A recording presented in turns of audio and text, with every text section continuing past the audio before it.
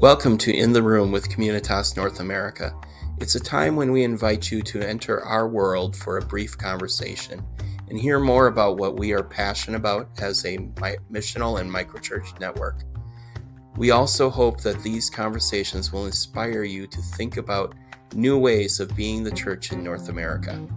I am Leon Longard, the team lead for Communitas North America. My co-host in these conversations is James Kola. So grab yourself a favorite beverage, have a seat, and join us around the table.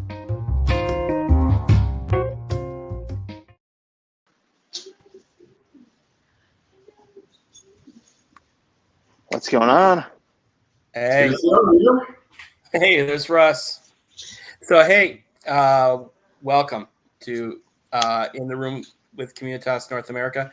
For those who have watched the video from 2 weeks ago, again, sorry about, I guess even in the second part, we found out we had an echo with it. So sorry about the echo, guys. Hopefully things are better with this one. That was the first time we ever had anything like that happen. So, but today we're going to continue this series that we started talking about last episode 2 weeks ago on the Church Beautiful. And we're going to have basically over the next 3 episodes, different examples of people we see doing beautiful things in the name of Jesus and being the church beautiful. And tonight we have Russ Davis from Spokane, Washington, pastor of New Community Church. I met Russ, I think 2013 or 2012. That sounds about right. Chicago at a Communitas event. My first event, and he was there. So, Russ, like I said, we're doing this theme, the church beautiful. And when you hear that phrase, kind of what comes to your mind? What do you imagine when you think of the church beautiful?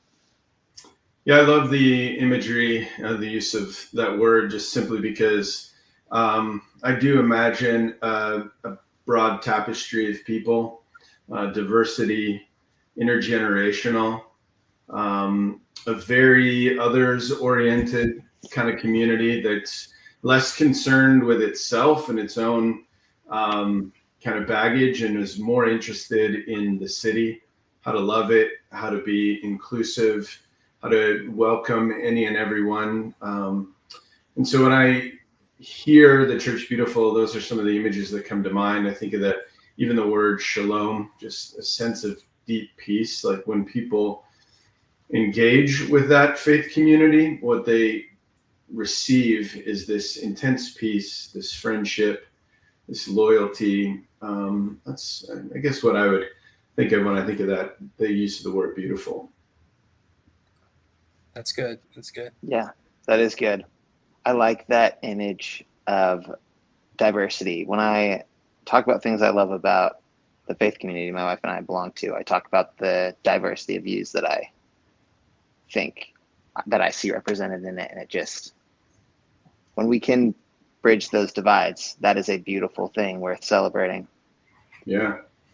James, do you see it more as like a diversity of people and ethnicity and age and it sounded like perspective? Yeah. Or so a little bit of all of that. Yeah. I see a diversity of, we are in a neighborhood where a lot of like economic and a little bit of like ethnic diversity is represented, which is awesome. And so I see that. But one of the things I celebrate a lot, because I feel like I see this less broadly in our culture, is the diversity of views. There are people together who like think differently about the world, which is something to celebrate. Yeah. We use the term unity over uniformity. Yeah. So the idea that we can be all one, be deeply connected, rooted, in a sense, like the New Testament idea of family, and yet not uniform. So often what we're, I think, striving for in the church is that sense of uniformity. We either all agree with the person who has the loudest voice that talks the most up front, or we all agree with the church doctrinal statement or the website or the views that we might have. And I actually don't think that's a good representation of the body of Christ. I think a good representation would be unified in spite of a diversity of opinion and perspective and life experience and all of that. Right. Yeah. Well, there's so much growth in that space that you're describing. Like, we grow when we love people who see, like, have different perspective than we have. Yeah, it may be the surest sign that God is among us. Right? Is that idea that we can be unified and love one another in spite of our differences. Yeah. And I just think that it is not highlighted in our culture nearly enough. And what you end up seeing is a fracturing, which is the opposite of a sign that God is present, right? Yeah. Because he calls his people, like, I think John 17, I want the church to be one. Yeah. When we're one, the world will know. Right. Very true. That's awesome. Russ, I would just love to hear a little bit of your story. Yeah. So I'll come at that question from a couple different angles. First, I would be remiss to not mention my upbringing. I came from an incredible family of faith. I was a part of a church that, when my parents joined it, I think it was about a year and a half old. It was a church plant. My parents stepped into it. I did not exist at that moment, and they invested in that church for about 40 years, I think, before they moved in retirement to a different town or a different city. And that church, there's so much about it that shaped who I was. And I know a lot of times when we find ourselves in a place of ministry or in the church, we often look back at the church and we hear lots of stories of trauma and the way that, like, the church handled things. And yeah, the church is full of messy people, and there's a lot about that church that I wish was different. But the things that church gave me, a deep reverence for what it means to be a part of the community, and a sense of loyalty to one another, a profound passion for the scriptures. The people that were a part of that community were studying, learning, growing, passionate about what it means to know the scriptures, to know what God is calling us to. They were very outward focused. I think part of that is because it was a church plant and it was continuing to grow, but it was also continuing. It was near a seminary, and so all these seminary students would come over, and college students, and they were getting launched all over the country and all over the world. And so there was definitely this vision that was outward oriented. And so I owe so much to a deep faith from so many, like, just amazing followers of Jesus. I'll fast forward. I went through college, went through seminary, and found myself through a series of events in Spokane, Washington. When I was in Spokane, that's when I first started to get connected to Communitas. So New Community's been a part of Communitas International for 16 years now, and has been a partner church, or I don't know the exact term, but is deep in our connection with Communitas as we can be.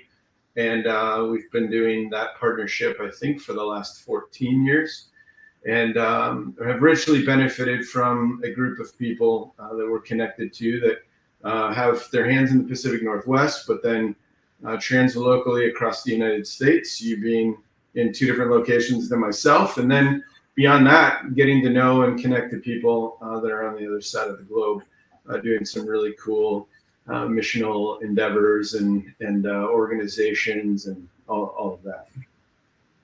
Yeah. That's awesome. Yeah. Would you be willing to share a little bit about New Community as well with that? Yeah.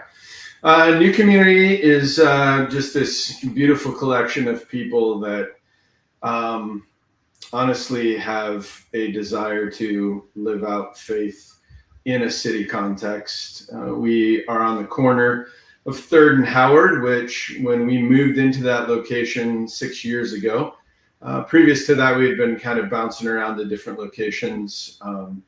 But when we moved into that location 6 years ago, it was the what would be considered the most crime-ridden corner in the city. And we've been able to kind of just plant ourselves in that space. That comes with pros and cons. There's some interesting challenges, but also some beautiful expressions of being a kingdom outpost in that location. But it's just an incredible collection of people that orient around small groups and then gather together on a weekly basis to worship, to learn, to challenge ourselves, to be more kingdom followers. And so I've been on staff now for 16 years, and I've played numerous roles during those 16 years, and just have an amazing collection of staff members that I get to participate with, and incredible group of elders that are passionate about faith and passionate about the community. So that's a little bit about New Community. And I mean, fire away with any other questions if you want to know something specific about it. But that's the broad brush strokes. Yeah, I appreciate the broad strokes. We prepped a lot of questions that are a little bit more specific.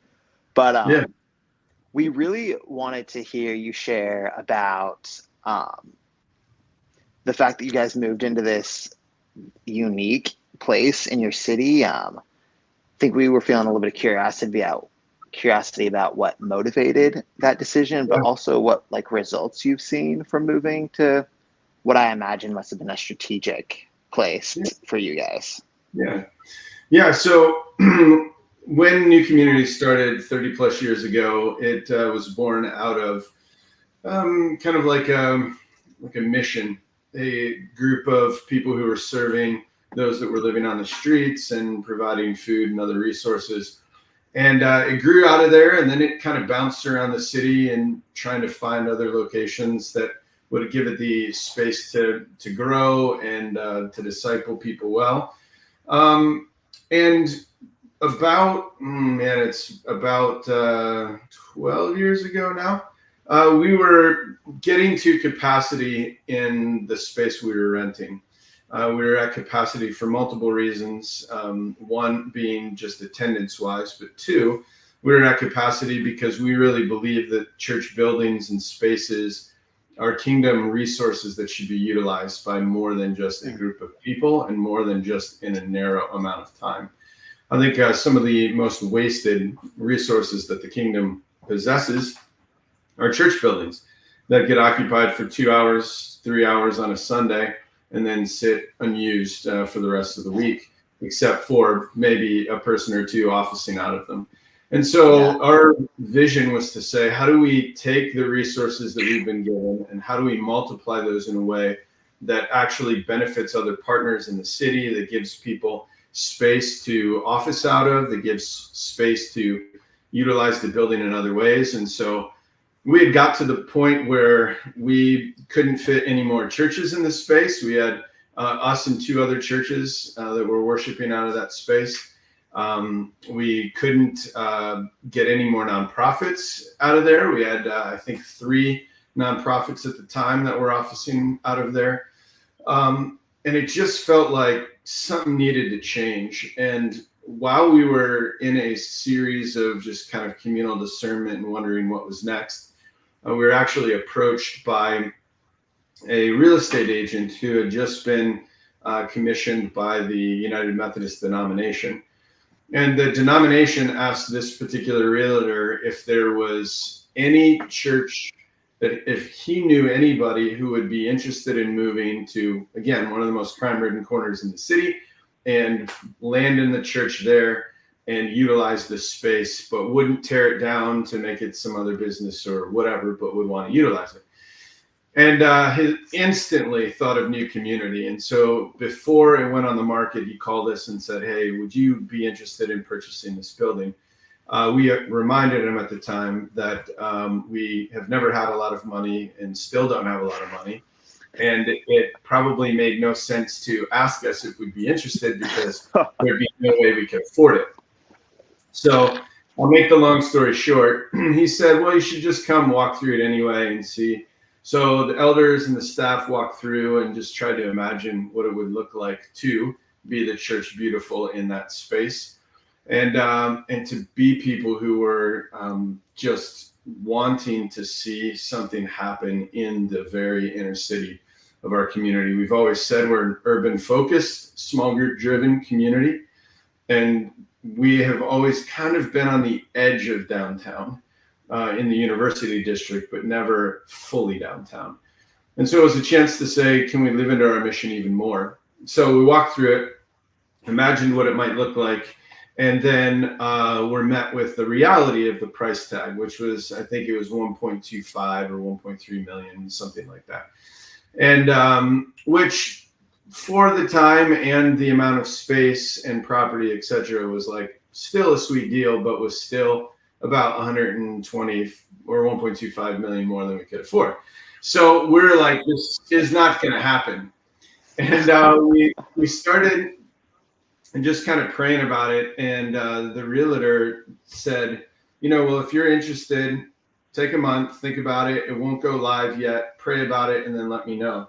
So we were a couple days away from it going live and being available for anyone to purchase. And one of the elders recalled a conversation that he had with one of the Methodist denomination individuals kind of in charge of this decision. And the conversation went something like, when you get ready to make an offer, make an offer. We want to consider it. So I think that person probably meant make a full price offer and will gladly take it. But what we did, we prayed about it. I wrote up a 1-page kind of letter, basically saying, here's why we should move into this space. Here's what we sense God is asking us to do. We can't give you anything more than 600,000. We don't want that to feel like a slap in the face. And we know it's less than half of what you asked for, but we can't give you a penny more. And a month went by, and I was like, oh, great. Yeah. So decisions made. We don't even have to think about it. That's good. Continue on with life. And then all of a sudden we get this memo that says, we gladly accept your offer. We're eager for you to move into the space. And that's how we landed there. And then we've been trying to do our best over the last 6 years to love people well in the corner and continue to be a community of faith that worships there and invites any and everyone to join. Right. Well, That's awesome. That's cool. Yeah. I remember I was actually there in June and got to see it. And that neighborhood, I mean, it's really, if you want to be in an urban focus in Spokane, that's the place to be. I mean, it really, I remember showing up on Sunday morning, and I think there were a couple of people just kind of sleeping on the steps, still waking up. A lot of traffic going on around and stuff like that. And same thing when we got together the next day. And one thing I have to say is when it comes to Communitas North America, you are kind of the unique new community is the unique entity in Communitas, since you're probably closer. Well, you are more like a prevailing model church than most of our other faith communities are micro churches, house churches, things like that. But I really appreciate the way you have adopted this missional approach to the building that you've been given. And maybe talk about some of the things you've done to utilize the space there. Yeah. Well, first off, we decided we would not move unless our partners who were in the previous building were interested in coming with us. Again, we didn't want to move into this space and then repeat the problem and now have a bigger asset with more responsibility, but even less people using it. So when we moved in, I think we started with 7 or so organizations joining us in that move. So I'll just name a few of them, which will give you a little bit of an understanding of what's taking place out of the building. So we have a group called First Things First. They organize and facilitate AA meetings and those sorts of gatherings. So out of the building, we have about somewhere between 16 and 18 AA meetings a week that take place. And then in addition to that, we have Sex Anonymous that takes place once a week as well. And so very much a recovery-oriented opportunity and utilizing the building to care for people in our city. And people do come from all over the city because there's various times and places that it's most ideal for them to gather there. Along with that, we partner with a group called Shalom. Shalom is a feeding program that utilizes the building, and we've got a commercial kitchen in the basement.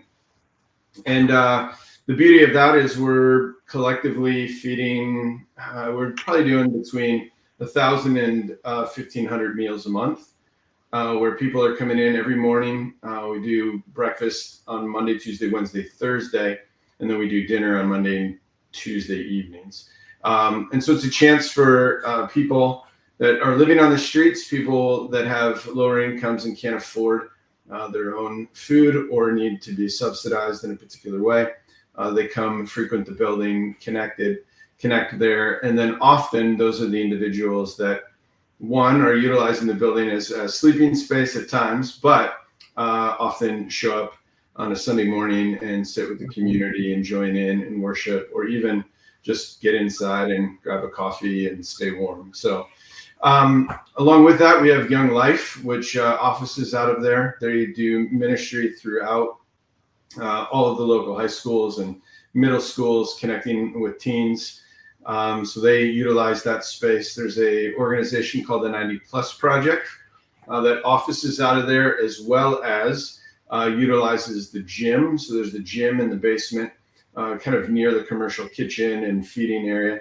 That gym has been converted into like an indoor soccer center. And so we have about 1,000 kids a month in the winter that are rolling through there and their families. There have been people who have come and been a part of that and then joined the community, a new community out of that. So we've got another business called Battle Royale Spokane. So it's a Nerf organization, and they do Nerf battles in the soccer facility. So there's all kinds of ways that we're trying to utilize it. We've got a historic organ. And so some people will come in that are gifted at playing the organ, and we've even had some concerts that are oriented around the use of the organ. So all kinds of ways. One more popped into my mind, Thrive International, which is a group that resettles refugees from around the world into Spokane. They use it on a weekly basis for youth activities. The list goes on, but the idea is this is a kingdom resource. And we want to do everything we can to see it being utilized for mission. Cool. Russ, that was just fun to listen to. Yeah, I don't like that. Good. Yeah. Yeah, we're really grateful. I mean, we got some amazing partners. Right. And what I appreciate about it is it's not like they're all new community programs, but they are other entities in the city that are sharing the space with you. Yeah. And you're like, hey, let's open it up. Let's make it work. Yeah. And the other beauty of it is we're actually subsidizing everything they do. Right. So, I mean, if they rented a building right down the street, it would be double maybe what they're renting this for. Yeah. There's all kinds of ways that we utilize, the community of faith to bring supplies that then get given out to people who come in for meals. And so a lot of overlapping of what we're seeking to do with the people that are partnered in the city. Right. That's cool. Yeah. That is awesome.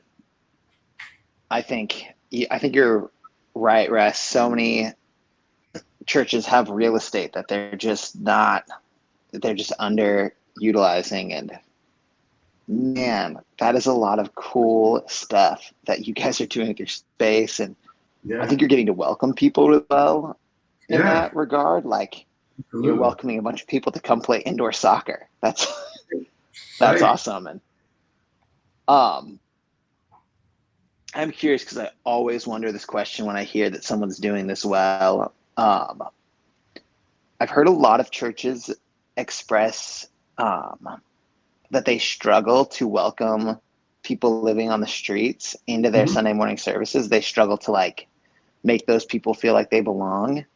How do you feel like you guys are doing that well? Yeah, that is a good question and a tough question, James. There's days that I feel like we're doing it really, really well. And then there's days that I'm not sure we are. So I'll just tell you a couple stories from the last 2 weeks.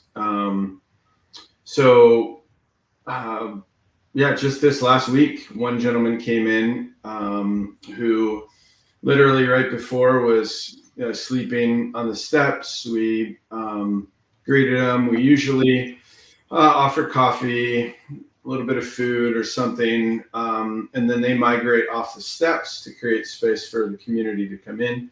This particular time, they went around the side of the building, and then one of our staff members went out to greet them, talk with them, and what has been most prevalent in our city, especially on our corner for a while, is a lot of increase in drug use. And so they were, in that very moment, consuming drugs and getting high. And so then that creates a bit of a challenge, right? So about 20 or 30 minutes into the service, one gentleman came in who was completely high and was making his way through the space. And I think we do well because we greet people, we provide resources for them. We've got maps to where they can go in the city to get additional resources or spend the night or grab a meal. In this particular case, he got a little bit belligerent, and yet at the same time, I think 3/4, maybe more of the church had no idea it was happening, because we try to lovingly de-escalate the situation and give people options. Do you want to join us? If you do, here's a space you can sit, and we'd love for you to be here. If you don't, we would kindly ask you to go. So we have those kind of moments. Yeah, then we also, this same exact Sunday, there was a individual who is transitioning, and so they turned 16 today, actually, but on Sunday they were still 15. They have lived on the street for the last 4 years, and they are struggling with not being loved. And so this individual was sitting in the service, engaging in worship, and they just started weeping. And so they stepped outside into this like kind of foyer area, and one of our staff members just stood with them and asked what was going on and why tears were coming. And this individual began to unpack their story and the last 4 years and the hurt they have experienced. And in the midst of it, they just said, I don't know if I can sing that song because I don't know that I think God loves me like that. So they were able to talk for 20 minutes. At the end of that 20 minutes, this individual, they turned to our staff member and just said, can I have a hug? And she just gave this individual a hug for 2-3 minutes, and he just wept, and there was this beautiful exchange. And so you have those moments that are unique, and then these moments like this that are precious, and a little bit of everything in between. But I think we're grateful to be there for sure. Yeah, that is awesome. And I thank you for sharing both those stories. I think it's just, I think you're right. It's a challenging thing to navigate, and drug abuse adds its own, the use of like hard substances adds its own element to it, but really encouraging to hear both those stories. Appreciate that. Yeah. Right. I'll give you one more if you don't mind. So just a few weeks ago, the wildfires kind of kicked up in Spokane or outside of Spokane, and the air quality was so poor that a majority, if not all, churches on that Sunday canceled service, right? And so we sent out an alert to all the community to say, hey, we're not gathering on Sunday, but we are going to open our space. And so the whole staff went down, and then a few other people from the community joined us. And all we did was open the doors, created spaces for people to sleep, provided food, provided drinks, and then just sat with people. And we had probably upwards of 30 individuals who had been sleeping on different corners and in different spaces all come in just to get fresh air, to get some water, to sit. Some sat and prayed. Some shared their story with us. Some slept. All of it was taking place, using the restroom, doing everything they needed to do. But I think that's a picture of who New Community is. I also think it's a picture of how we can care for people on our corner. Right. That's awesome. Yeah, it's really awesome. Yeah. I think that reflects it seems like you guys are in tune to those needs, which is really, really awesome. Yeah, we try to be. We don't know that we always are, but we try to be. Yeah. Well, I mean, you're aware of something. I mean, I just think of that story and I go, well, yeah, most churches be like, oh, I guess we're not meeting this week. And not everybody thinks that way, but I guess I kind of look at it and go, instead of saying, oh, we got a week off, it's like, oh, well, we got these people that sleep on our street that they need some fresh air because right now this is not good for them. So absolutely. Yeah. And I think it has to be that the church, and this is part of what makes the church beautiful, is that its orientation is toward the city. I think most of the time our orientation in the church is towards the people in the church that call themselves the church. So what you find is a lot of pastors who, if you ask, even like who are the people they're reaching out to, they'll go, all the people that gather on a Sunday. Who are the people that you're ministering to? All these people that call our church their home. I think that is such a narrow view of what it means to be a pastor and a narrow view of what the role of the church is supposed to be in the city. And I think oftentimes, like if you were to just, pick Phoenix, James, where you're from, and if you were to say to someone in your church community, how many churches are there in Phoenix? Name the number, right? Don't name it out loud. But I think our initial reaction is like, oh, shoot, is it 200, 300, 400? How many? Phoenix is huge, right? Yeah. The answer is it's one. There's only one church in Phoenix, the Church of Christ, right? And if we could figure out how to work together a little bit more instead of being siloed off, and if instead of saying, oh, the church I'm a part of is this narrow group, no, the church you're a part of is much broader. And the city you're called to reach is the whole city. So I pastor the city of Spokane and specifically a group of people that gather that call themselves New Community. I think if we have that mentality, then it does mean that on a Sunday we don't go, oh, service is canceled or church is canceled. No, church needs to take on a new shape, because what the church could do in that moment is welcome everybody in to get out of the elements, to provide safety, respite, to be a place of shalom. I think that's who we need to be. That's awesome. I think that really, that really reflects so much Jesus's life. Like, he is doing this discipling of 12, but so much of his energy is focused on the world around, caring for the world around him. And I love the body of Christ language, because I think it just pulls our mind to like, oh yeah, we're supposed to be doing the things that Jesus did. You've answered this question a lot already, but I'm going to ask it to give you opportunity to share more. How are you guys loving your neighborhood? And if you feel like you've covered that question well, I agree. But if you want to add anything, I want to give you opportunity. Yeah. Thanks. I mean, I think that summarizes pretty well how we're trying to do it. I mean, there's still so much more we could do. I think limited resources limit the ability to do it.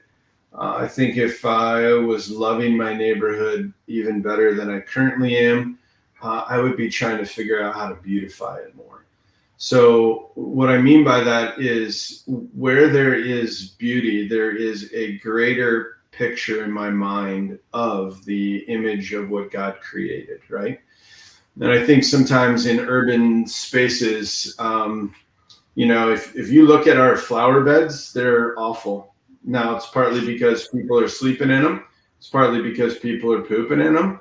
I mean, there isn't a Sunday that goes by that we don't pick up poop before the service, that we don't sweep out needles, that we don't move stuff in preparation for people gathering. And so there have been times that maybe we've given up a little bit because we try to do something and then all of it dies. And then we try to put out bark, which we did, and then they turned it into a wildfire. Like they literally lit it on fire to help cook the meth or to, take the fentanyl or whatever, right? So that's complex, and I don't know how to like figure it out really well. But if I was going to love it even more, I'd figure out how do we beautify the neighborhood?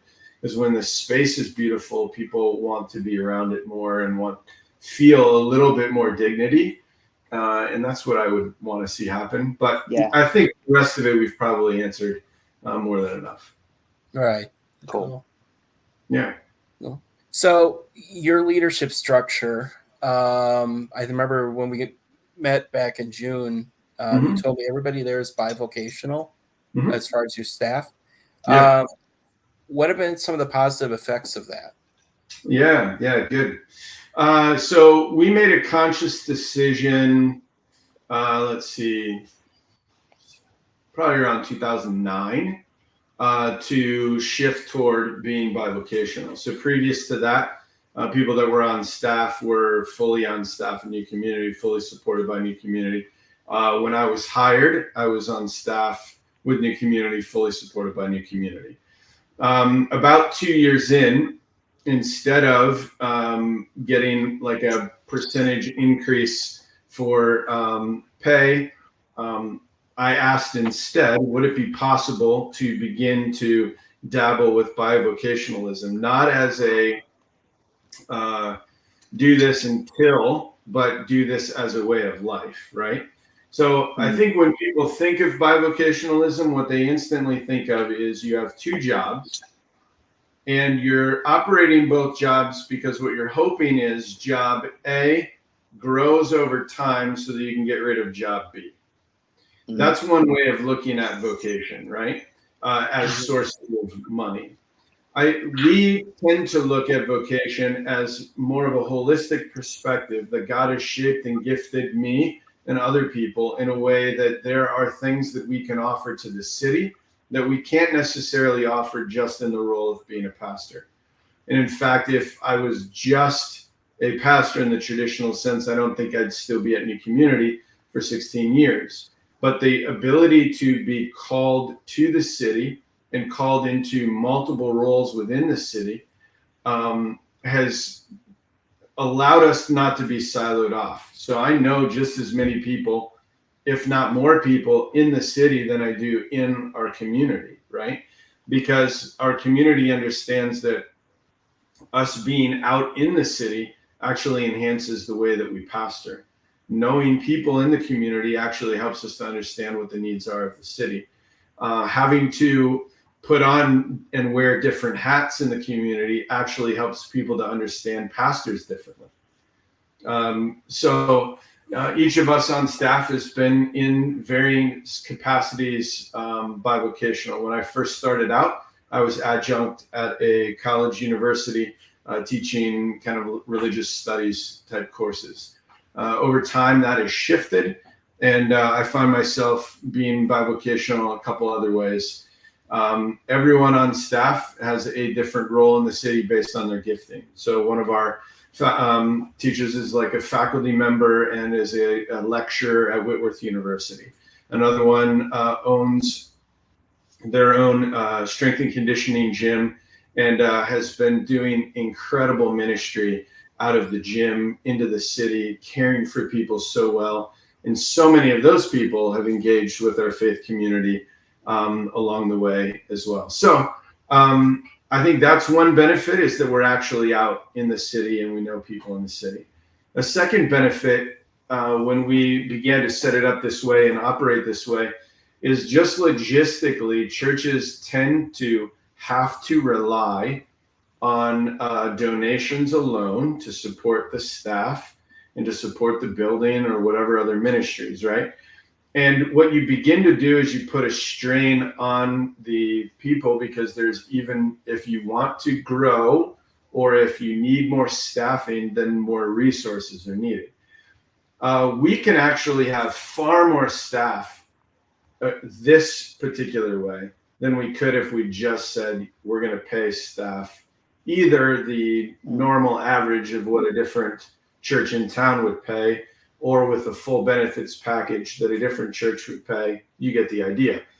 We actually have far more staff than we would if we operated the other way. We have a more diverse staff, resources, all of that. So all in all, I think it gives us multiple ways of utilizing this idea of bivocationalism, and it's been an incredible benefit to our community, also incredible benefit to me. Cool. That's awesome. Does that answer your question, Leon? I think that covers it. I know you're doing a bit of bivocationalism. I am myself now starting to, and I do see the benefit of connecting with people outside of, well, when I'm working in this role, basically I'm in my house coordinating meetings around the U.S. Now I'm like, I'm interacting with other people in the community outside the house too. Yeah. So yeah, definitely it's beneficial. I see the benefit to it. And I also see the whole team aspect being beneficial too, which I think we can talk about a little bit more too. Yeah. Do it.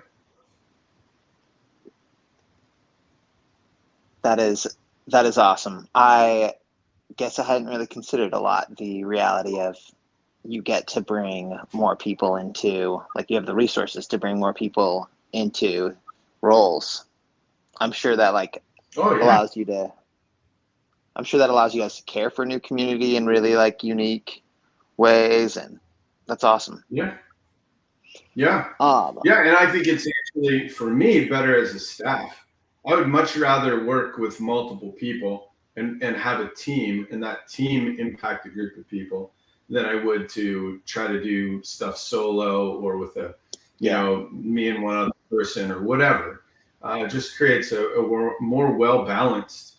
I know Communitas talks a lot about the fivefold gifts, and again, most churches are lopsided toward a particular orientation, right? Or a particular way of doing ministry. Maybe they have an evangelist who's pastor, and so everything's about that, or someone who's all about discipleship. Staff, you have multiple people with different perspectives, different lived experiences that really the combination of gifting makes for a much better staff and a much better experience for the community. Mm-hmm.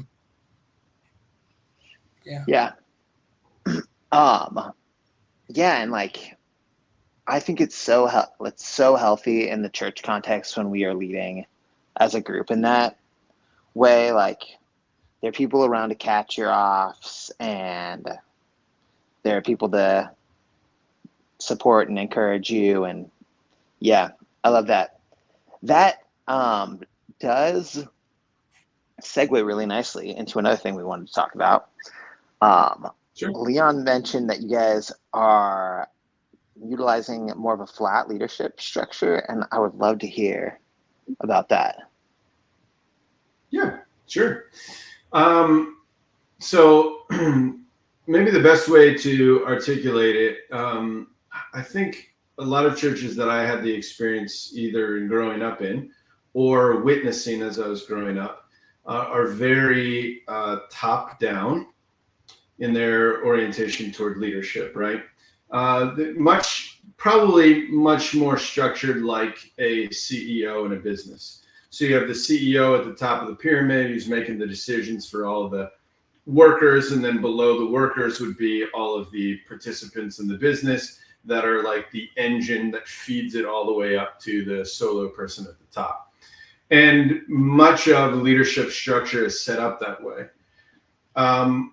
While I was going through college, while I was kind of experiencing the church in that context, and then when I moved into the first vocational role at a church and Christian school, that was the way they operated everything. And it struck me that it seemed the opposite of everything that Christ was about.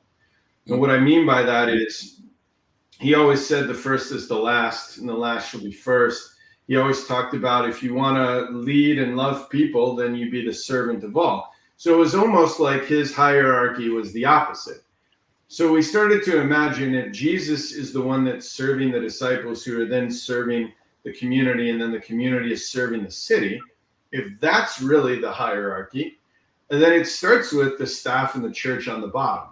So if it starts with us on the bottom, what does it look like for us to not be the ones that are leading the church in the way that we imagine, but the Holy Spirit being the one to inform the community of what it looks like for us to serve and love people moving forward into what God is calling us into. And so, again, I came to New Community in 2007. I was hired on staff. There was a bit of a transition where the founding pastor moved on. And in the midst of that transition, one of the first things that I did was to ask the elders if we could change the way we oriented or understood our leadership structure. And could we flip the pyramid upside down and begin to operate in a way where we shared leadership together, where we figured out how to do communal discernment. So it doesn't just have to be one person. The illustration I often use that, like Moses, goes up the mountain, hears from God, comes down the mountain, and then says, this is what God says that all of you are supposed to do. Mm-hmm. Instead, could we look at it a different way, and could we begin to collaborate and listen to the Spirit? Could we share leadership? Could it be a collective of elders that didn't operate as yes men? Because a lot of times what I saw in the church was the CEO, head pastor, making the decision, and then the elders were just the ones that basically went, yep, you can do that, whatever, who cares? Like, whatever you want, let's go for it. And again, I don't think that's good discernment. And so what would it look like for the church pastor not to make the decision for the people, but really try to discern with a group of leaders what it looks like to make decisions with the community, not for the community, but with the community. So when that happened and we started to move toward hiring, one of the first things we did is tried to hire someone to step into the roles that I was previously occupying. But we made it expressly clear that this is not you becoming an assistant pastor. This is you becoming a pastor in a collective group of leaders who want to orient their leadership in a new way. Yeah. We actually think it was probably the best decision we've ever made at New Community, because it informs from that point forward and informed all the other decisions that we've been participating in. So let's see, 14 years ago, like I said, I've been there 14 years ago, when this change started happening, we hired Kevin Longmire on staff, and Kevin and I have worked together now for 14 years. There is not a guy I respect more than Kevin. The way that he loves the community so well, dedicated, loyal, committed, just his leadership style, the way that we interact and work together, the way that he views what leadership looks like with a group of elders and with staff. Honestly, New Community would not be what New Community is without that decision being made long before any other decision, long before moving, long before adjusting our theology or the ways that we do ministry or philosophy, any of that. Was that first philosophical decision to say leadership should not be like a business in the church. Yeah. That's Does that answer your question about kind of shared leadership? There's a lot of peculiarities with it, right? It probably means you're slower to make decisions. It probably means that you get a lot more input sometimes than you need before a decision's made. All of that I understand. But it's pretty unique in the sense that if we were to sit in a staff meeting and you were to be there with us, you would recognize that there's not one person who's running the staff meeting and one person who's giving like credence to the decisions that are made. The way I like to describe it is if you have someone at the head of the table, that person at the head of the table is the one that's kind of leading the meeting in the moment. But when the agenda shifts, the head of the table shifts. And so all of a sudden, the children's pastor is the one that's in charge of the meeting. And we're discussing what we're doing in kids ministry. We're discussing what we're doing with teens, with youth. And I don't call the shots. And Kevin doesn't call the shots. Others don't call the shots, but that children's pastor does in that moment. It's what they've been entrusted by the community to oversee and lead and care for. And then we make collective decisions in the midst of the staff. We pray about it. We think about it. We try to discern what's the best for the community. If it's a challenging thing, we run it through with the elders. And that's kind of how we've done leadership for the last 14 years. Yeah. Mm. Oh. That's awesome. I know multiple of our communities and Communitas have been like adopting more of a flat leadership model, and it's great to have someone put some words to what that looks like, and it's awesome. Yeah, and I imagine it looks different, for each community, because each community is uniquely gifted and has different roles and responsibilities. But I think that philosophical decision to make it as flat as possible, and to be as oriented as possible, it's probably one of the things that the church universal needs. Right.